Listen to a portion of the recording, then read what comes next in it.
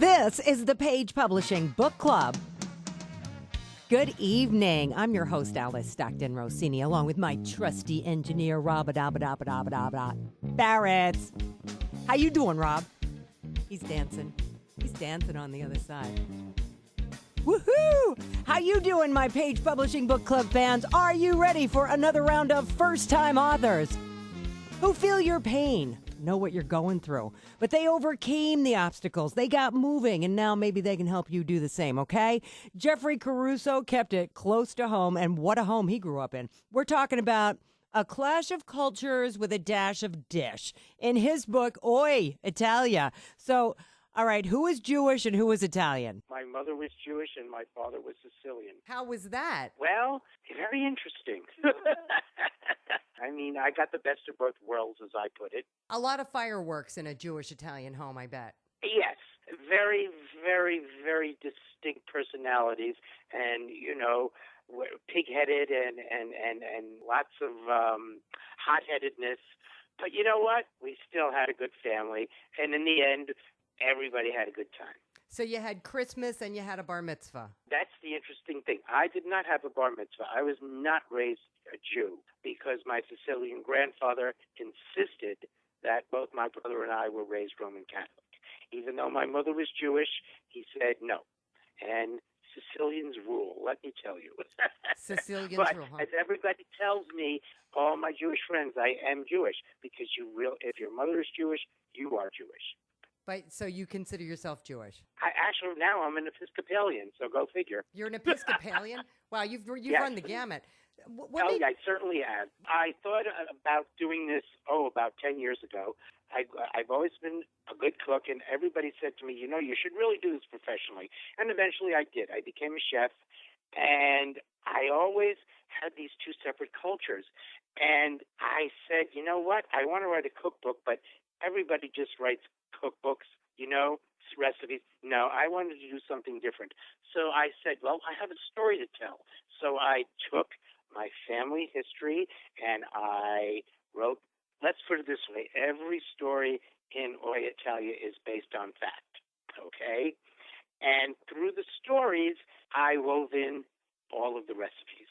And that's what makes this book more unique than a regular cookbook.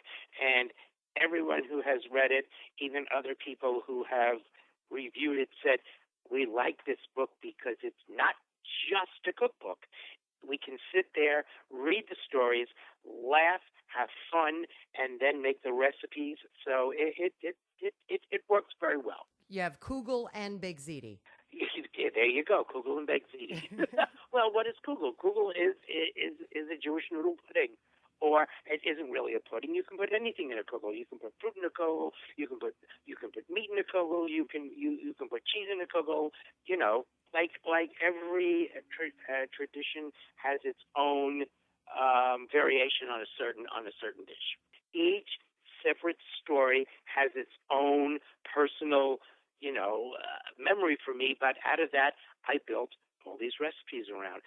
And that's what makes it so unique. And everyone keeps saying this is one of the most unique cookbooks they've ever read. Because you know what? It came from the heart.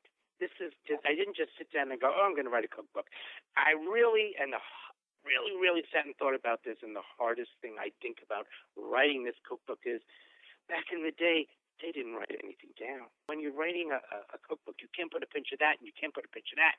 You've got to sit there and you've got to figure it out. How much? And that was probably the hardest thing about writing this book was translating these recipes into ways that you could cook it perfectly.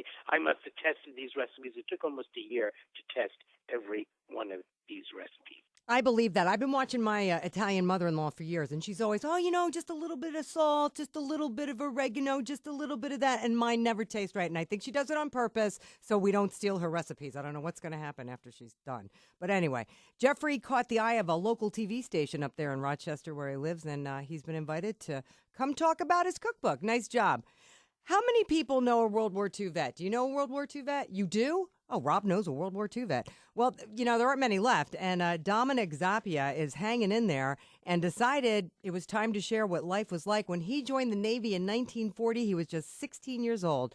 The name of his book is Anchor, and Dominic, you even designed your own cover, right? What's it look like? The United States is covered with the flag, and in back of it is the anchor, and on the flutes on the bottom is freedom for all. My children talked me into writing a book of my life, so I says, okay, I will. I'm going to be 91 here in November. That's great, Dominic. So I did it. It took me 2 years, and just got it published here March of 2015. So you were in World War II, and how long did you stay in? 30 years. I was a chief bosun mate. That is just like a sergeant major in the armed forces.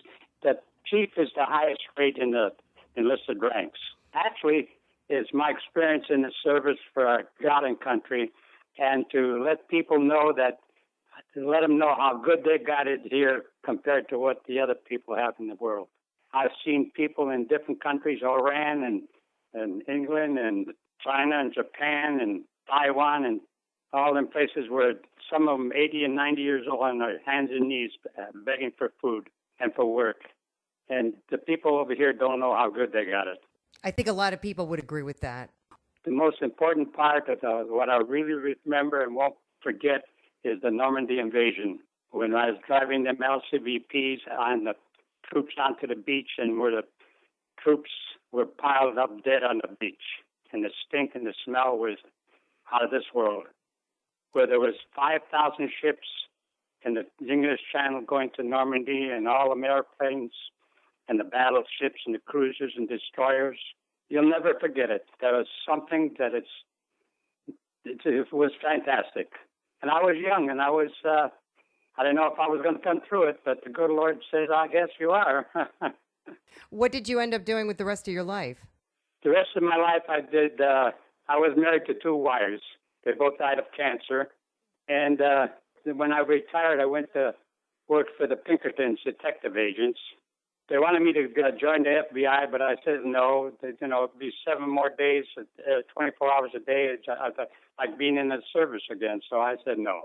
So I worked for the Pinkerton detective agents for a year and a half. And then after that, I just retired, just took it easy. And well, you must be doing something right because you're 91 years old and you sound like you still got it together, Dominic. Well, I hope so. Just when you thought you were too old to write a book, take a page from this guy. 91 years old, right, Rob? And he's still got it all together. It's amazing. Switching gears a little bit here, it's hard enough to watch a loved one die, but can you imagine being a doctor? Your wife is a doctor. You know exactly what to expect. You know exactly what's going on. Dr. Mark Brennan wanted to give readers a perspective on this painstaking process from an ethical and medical perspective. Mark, explain why you called your book A Complicated Affair. Because basically life tends to be a complicated affair. Everything goes really nicely until, you hit a huge pothole called cancer, So I just wanted to put that down on paper. But I have to say that, this is my first novel. I've always wanted to write, but it's interesting. I didn't have, obviously, a lot of time to do all this. I have 3 kids. I married again. I was lucky enough to marry again to a wonderful woman and have 3 children. And I pounded this out over probably about a year and a half at the end of my day. Take 15, 20 minutes and just kind of go upstairs with my little Dell computer and pound it out. And it flowed. I did the old filling out the outline perspective and gradually filling in more of the blanks. And then I kind of did what Stephen King and Elmore Leonard suggested, and that is have some really cool characters and let them tell the story.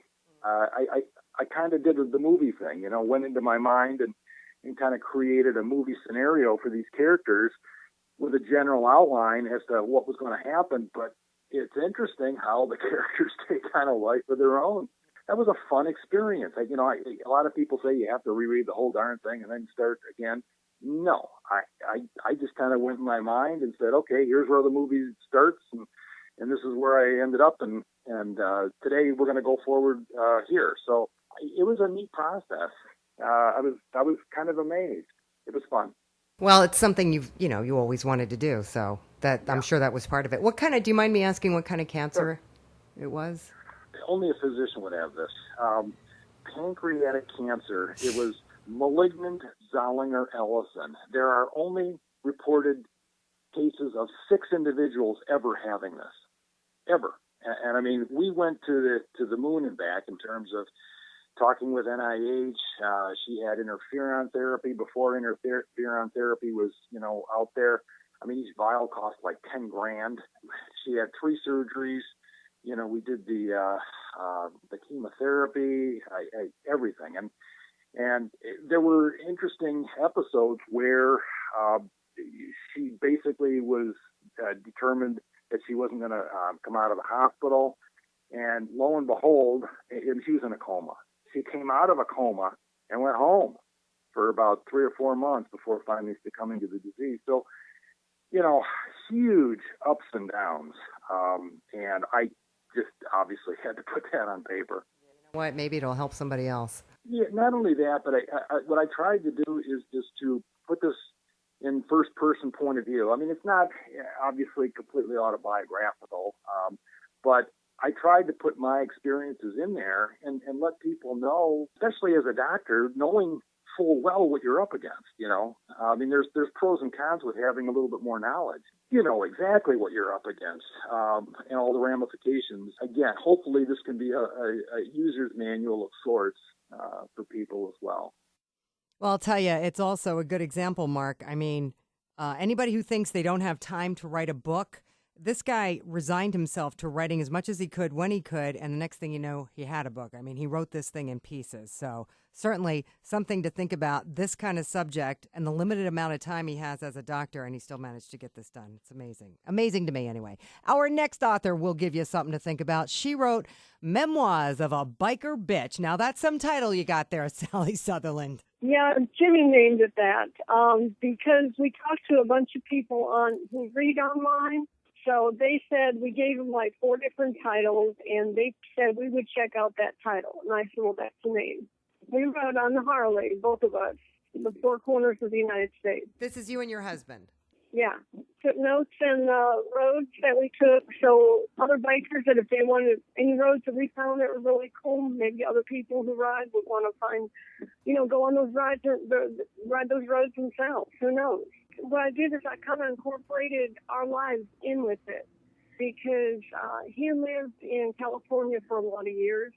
Was raised in Oklahoma, and I was raised in Wisconsin. So we didn't plan this trip. We were just going out to see his dad in California. And before we knew it, we were right near, close to, I think it was on 10, where 10 and you can go down to Key West, or you can go 10 toward Texas. And we decided, well, why not? Let's go see Key West. So then we went to Key West. And then we were meeting friends of ours in San Diego who lived there, and we got lost and ended up at the second corner. So we said, why not? So then his dad lived halfway up the coast of California. So we just said, let's go do it. How old were you when you did this? This was done in 2010. See, Jimmy passed away at 67, and that was in 2014. So he had to be 62 when we left. You were retired and able to take the time off to do this, because not anybody can just get on a Harley and explore the 4 corners of, the planet. Well, we left in April and got back September 15th. Wow. So we just took our time. We had nothing but time, so why not? We just enjoyed ourselves. We didn't rush it. The only time we rode hard is when we were running away from the rain. It was just such a beautiful ride. We had just so much fun, and we found each other again. That was, I think, the coolest part of the whole trip. We fell back in love. I love that, Sally. We were back to being newlyweds again. And that was the best part of the whole trip, I think. Is that what you want readers to take away? What I did is I tried to make it very positive, and I wanted people to find that back in their lives. I mean, if we can do it after being married, well, I think we were married 33 years, 34 years at the time, why can't anybody else? If you're willing to change and work on yourself, anybody can have a better life. And to me, that's what it's all about. Life is about having fun, enjoying life before it's too late. It sounds like your husband died so young. Well, we were bad. You were bad? He took care of his health to a certain point, but not like we should have. and his health was going to, he never told me. He didn't tell me that his health was going down, but I think he knew in 2010. And that's one of the reasons I think he wanted to do the trip. Well, this really turned out to be a nice tribute to your husband, Sally. And you know what? It's nice to be reminded that we need to have fun.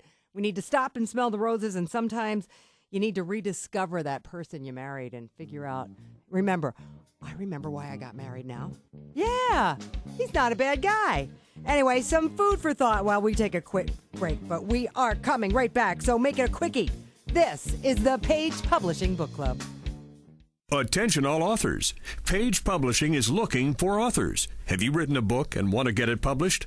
Page Publishing will get your book into bookstores and for sale online at Amazon, Apple, iTunes, and other outlets. They handle all aspects of the publishing process for you. Printing, cover art, publicity, copyright, and editing. Call 800-204-6099 now for your free author submission kit. That's 800-204-6099 for your free author submission kit.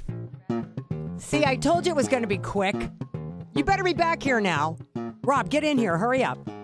Thanks for coming back to the Page Publishing Book Club. Are we living in a muddled millennium? Michael Weber thinks we are. Michael, exactly what do you mean by muddled millennium? There are a lot of things that happen that shouldn't happen. You know, banks going broke and so everybody else loses their pension, political blundering, all these sorts of things that get in the way of a smooth, orderly operation of government, of business, and the fact that everything that is potentially a crisis becomes a crisis with 24-hour TV and so forth makes it fly by almost too fast for us to see. It's like running a movie too fast and not getting enough content out of it to make any sense out of it. My book hopes to take this into 10 very neatly covered chapters, each with a topic and each with a point, providing both information and hopefully some humor to the reader. Is this in the hope that we can change it or do something about it or just be aware of it? Well, the first thing is to be aware of the situations. If you don't know basics, for the people who do know, they seem very flattered because they see we have knowledge of an inside info on the stuff he's talking about. I already know the topic that he's addressing. Then I connect it, and I try to magnify the connection by humor, because humor is one of the greatest fish hooks there are for memory retention. You can get a humorous picture of something that otherwise would be very boring and very forgetful. And that's what makes a book like mine, I think, somewhat unique, because it combines both the learning, but it's a tonic that can be taken with humor, and that the humor comes in and makes the medicine go down easier. Well, you know, this has been going on for a while. You know, everything you're talking. What was the final thing that made you say, I got to write this book? I've been writing various things, things that are in the book and other things that were edited out for many years. But what made me say, geez, the movie, the TV show Castle, if that rapscallion can write 27 good-selling books, I should be able to do at least one. And that's kind of what had me do that. Topics come up here and there, and I would write poems or satires and spoofs and so forth on it. And I had them all in kind of a big pot.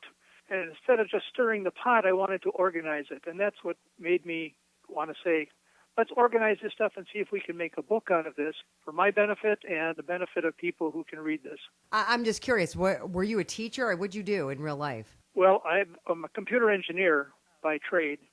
I retired from that in 2010, and for about 17 years I have been a teacher of math at Bryant Stratton College. But with an engineering career and a really full-time job, I didn't have time to collate or organize or even consider writing a book until about 10 years ago. You never run out of things to make fun of. I mean, Jon Stewart and the Stephen Colbert proved that. Yes. But at the same time, you want to know what the issue is about. And the information is a prerequisite to have universal understanding of the humor that's coming up. Yeah, if you don't understand it, how can you laugh at it? But I think another point Michael makes is that, what you're not getting through the news, you really have to do the research yourself. You really got to find out for yourself what's going on. Then you can laugh and maybe even learn something. Stephen Ackerman likes zombies, and he's always enjoyed writing. So he brings the two together in Inhuman. Let's see, a Walking Dead fan, no doubt? I like the idea of the zombies because it's a big thing. And I watched The Walking Dead, and every now and then I play video games, and I played about zombie video games. And you know what? That might be a cool thing to do. I watched the show Castle. The guy's a writer on it, and I said, well, that's when I really started thinking about writing a book, was when I started watching that show. So Castle inspired you to write a book about zombies. Basically, it inspired me to write a book. The zombie thing, I've collected comic books from when I was young. I still even have them. The book itself, I try to throw a bunch of different things into it. Try to keep different readers interested in it. Well, what's the basic storyline? A man who's immune to zombies comes basically from the East Coast back to his hometown. When he gets there, the military's in his hometown. What they're doing is they're taking these old factories and they're trying to make artillery rounds, stuff like that, to help fight the zombies, because they're spread from the coast inward towards the middle of the country. Somebody set off a virus, and it came in on docks, so they all went off at one time, and it wasn't just America, it was like England, China, and when it went off, it just spread from coastal inland. And when he gets back to Alliance, the military wants him to start a militia, just so that way they can go ahead and do their thing with having to try to stop the zombies where they're at, and also to make the artillery rounds and things. Because there's characters in the book who you hear about once but don't hear about again, I can write a sequel to it. You think you might? I started another book already, but it's about an alien with amnesia. An alien with amnesia? Yes. So you totally got off the zombie track. Well, like I said, I've read a lot of books. I've read a lot of science fiction, a lot of westerns. So you don't get into the book, and I like Stephen King. I've read a lot of his books, but sometimes it gets to the point of where the information in the book kind of gets you to where, well, I'll put the book down now and take a break. Pick it up later. I like books where you start reading and you don't want to put it down when the chapter ends, because it's going to roll right over into the next chapter and it's interesting. So how have you found time to write now? Well, I still work, and the best time I found to write is in the morning. And I got, right now I have 3 still in school, 2 in high school and 1 in middle school. And I found the best time to write is in the morning, so I got to get up like at 5:20 and I'd be at work at 8. And write a few things down and then redo it when I get back home. So after all these years, you just finally decided to write? Yeah, well, when you're younger, you're out, you're having a good time, like in bars and stuff like that. Most people don't wake up in the morning and write with a hangover. Right. It doesn't work out well. So you're past that. You have graduated. Oh, yeah. I have the children. It's just me and the children. And I don't really need that in my life right now. You know what? I don't know how you have time for that right now. I mean, I give you a lot of credit for having the discipline to get up early and write when you're raising 3 kids by yourself, Stephen. Good job. All right, let's get on the road now with Dennis Fox. He's written 5 million miles of truck driving stories. That's a lot of truck driving stories, Dennis. Yes, actually it was more than that, but that kind of rounds it out. It's all the different experiences I had while driving for different companies over the years. I started out about 30 years ago writing down the various stories and incidents that happened to me while driving for different companies. And some of these stories are funny, informative, instructing, and a few came close to being fatal. I have some stories about driving a log truck where I came close to, they came close to being fatal. And then a couple of times while driving a gasoline tanker, too. It wasn't until after I retired that I decided to compile all the stories into a book. And kind of from the urging of my wife and a truck driving school friend where I was an instructor, they both kind of got behind me and had me do this book. Were you writing them down along the way? Yes, I was. Yes. It kind of kept things fresh and and remembering what things happened and how the events turned out. So it's all what I did over those years with the various companies. Is there a story that sticks out in your mind? Well, I had an encounter with an Israeli delegation. That's in there. Actually, the book follows my progress as a young 19-year-old truck driver who becomes a confidential professional truck driver. So during those years, I drove every commercial vehicle and combination of trailers there is, and I've transported by commodity our society uses. So it's quite a bit of experience compiled into that book. Well, Dennis, yeah, I would say so. And that's a lot of writing you did on the road. You must have an amazing memory. Finally, do we have time for one more, Rob?